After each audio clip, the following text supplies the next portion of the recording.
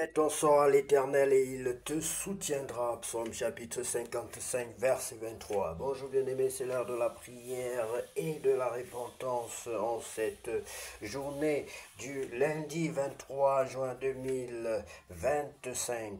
Prions ensemble. Seigneur, en ce milieu de journée, je viens à toi avec gratitude. Merci pour ta protection depuis le matin. Merci pour les forces que tu m'as données pour avancer.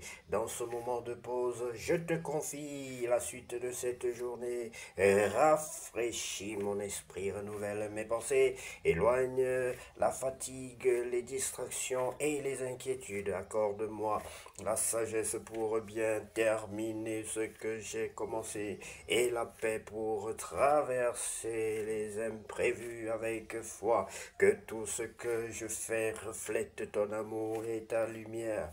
Ta parole déclare, remets ton sort à l'Éternel et il te soutiendra. Psaume chapitre 55, verset 23. Je te remets cet après-midi, Seigneur.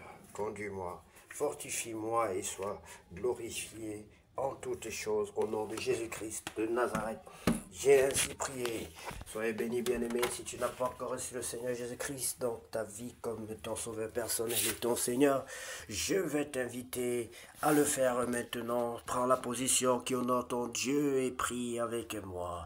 Éternel Dieu, notre Père, je te remets mon sort. Je te demande pardon de mes péchés. Je te demande pardon pour mes péchés, pour tous les péchés que j'ai commis en acte, en pensée et par omission, depuis ma naissance jusqu'à ce jour. Je t'en supplie, Seigneur, pardonne-moi. Je te demande pardon. Je t'invite dans ma vie. Je t'accepte dans mon cœur comme mon sauveur personnel et mon Seigneur. Prends le plein contrôle de ma vie, Seigneur. Prends le plein contrôle de ma vie, Seigneur. Je t'en supplie au nom de Jésus-Christ de Nazareth. Je t'en supplie au nom de Jésus-Christ de Nazareth. Je t'en supplie au nom de Jésus-Christ. Baptise-moi et remplis-moi de ton Esprit Saint.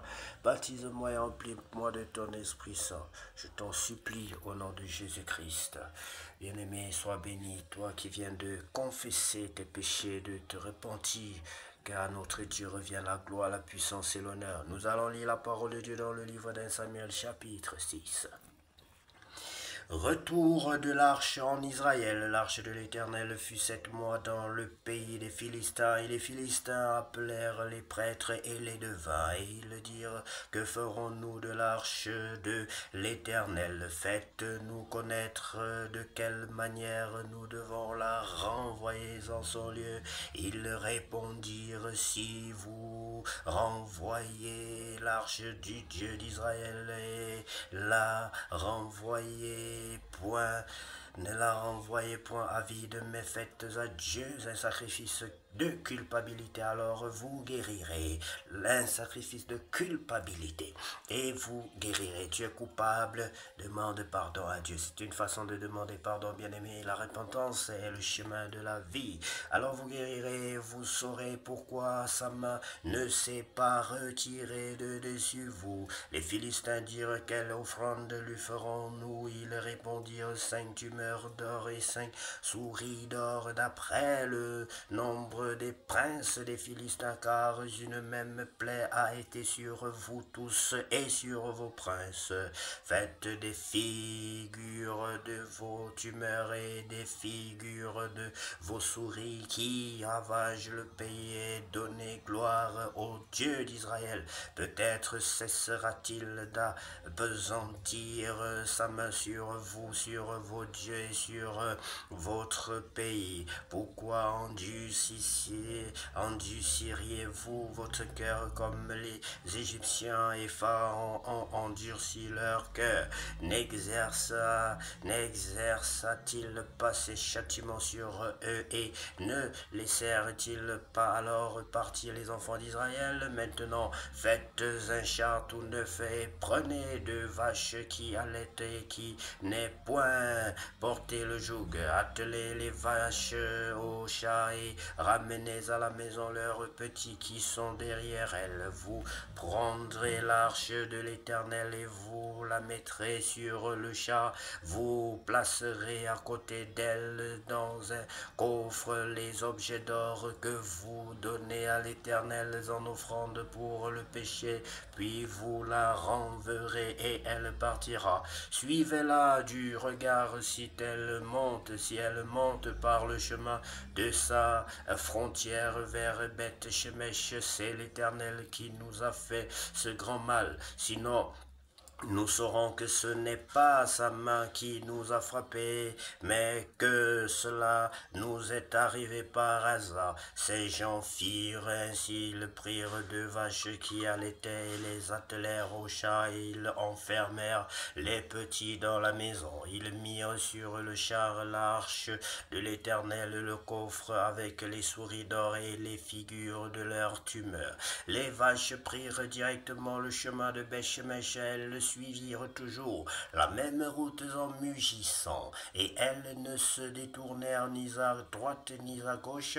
Les princes des Philistins allèrent derrière elles jusqu'à la frontière de Beth-Shemesh. Les habitants de Beth-Shemesh moissonnaient les blés dans la vallée, ils levèrent les yeux à aperçurent l'arche et se réjouirent en la voyant. Le char arriva dans le champ de Josué de Beth-Shemesh et s'y arrêta. Il y avait là une grande pierre. On fendit le bois du char et l'on offrit les vaches en holocauste à l'Éternel. Les Lévites descendirent l'arche de l'Éternel et le coffre qui était à côté d'elle et qui contenait les objets d'or, et ils posèrent le tout sur la grande pierre. Les gens de Beth-Shemesh offrirent en ce jour des holocaustes et des sacrifices à l'Éternel. Les saints princes des Philistins, après avoir vu cela, retournèrent à Écron le même jour. Voici les tumeurs d'or que les Philistins donnèrent à l'Éternel des offrandes, en offrande pour le péché, une pour Asdod, une pour Gaza, une pour Ascalon, une pour Gath, une pour Écron. Il y avait aussi des souris d'or selon le nombre. Saint-Esprit, c'est quoi une souris d'or? Selon le nombre de toutes les villes des Philistins, appartenant aux cinq chefs, tant des villes fortifiées que des villages sans murailles. C'est ce qu'atteste la grande pierre sur laquelle on déposa l'arche de l'Éternel et qui est encore aujourd'hui dans le champ de Josué de Beth-Shemesh. L'Éternel frappa les gens de Beth-Shemesh lorsqu'ils regardèrent l'arche de l'Éternel, et il frappa 50 000, 70 hommes parmi le peuple. Oh, et le peuple fut dans la désolation parce que l'Éternel l'avait frappé d'une grande plaie. Les gens de Beth-Shemesh dirent: qui peut subsister en présence de l'Éternel, de ce Dieu saint, et vers qui l'arche doit être montée? En s'éloignant de nous, ils envoyèrent des messagers aux habitants de Kirja-Jéarim pour leur dire: les Philistins ont ramené l'arche de l'Éternel, descendez et faites-la monter vers nous. L'arche de l'Éternel, bien-aimé, c'était le symbole de la présence, de la gloire de l'Éternel en Israël.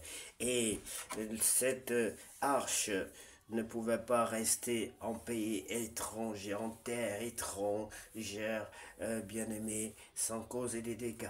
Oui, l'arche de l'Éternel ne pouvait pas être approchée par qui que ce soit. D'ailleurs, constaté dans cette histoire, on peut bien constater que les chevaux vont, c'est des vaches qui vont ramener l'arche de l'Éternel, parce que personne ne pouvait s'approcher de cette arche-là sans être au préalable choisi par l'Éternel, bien-aimé, sans être au service du temple, au service de Dieu, sans avoir été loin. Oui, je crois que c'était les Lévites qui pouvaient donc toucher, s'approcher des choses saintes, parce qu'ils étaient consacrés au service de l'Éternel. Bien-aimés, que Dieu vous bénisse abondamment, que le Seigneur soit béni pour la force, l'énergie, l'intelligence et la grâce qu'il nous accorde pour pouvoir demeurer dans sa parole. Car notre Dieu revienne la gloire, la puissance et l'honneur pour tous les siècles. Amen.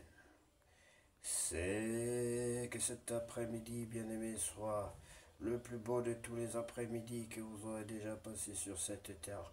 Au nom précieux de Jésus-Christ de Nazareth, nous avons ainsi prié. Amen. C'est